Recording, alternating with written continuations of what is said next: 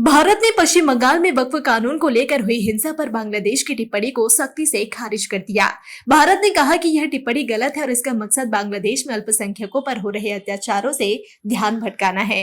गुरुवार को बांग्लादेश के मुख्य सलाहकार मोहम्मद यूनुस के प्रेस सचिव ने भारत से अपील की कि वह बंगाल के मुर्शिदाबाद जिले में हाल ही में हुई हिंसा में मुस्लिम अल्पसंख्यकों की सुरक्षा करे।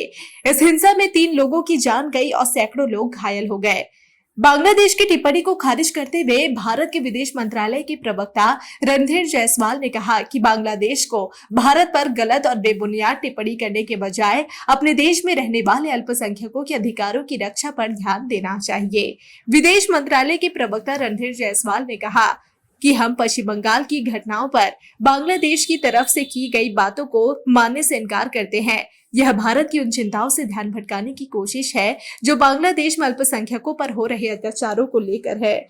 वहां ऐसे अपराध करने वाले लोग आजाद घूम रहे हैं। उन्होंने आगे कहा कि बेवजह टिप्पणी करने और अच्छाई दिखाने की कोशिश करने की बजाय बांग्लादेश को अपने देश में अल्पसंख्यकों के अधिकारों की रक्षा पर ध्यान देना चाहिए। पिछले साल जब बांग्लादेश की पूर्व प्रधानमंत्री शेख हसीना सत्ता से बाहर हुई तब से वहां हालात ठीक नहीं है।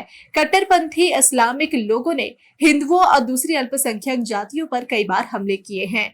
लगभग 200 मंदिरों में तोड़फोड़ की गई है और कई पुजारियों को गिरफ्तार भी किया गया है। भारत ने कई बार अलग अलग स्तरों पर बांग्लादेश में रह रहे हिंदुओं और अन्य अल्पसंख्यकों की सुरक्षा को लेकर चिंता जताई है।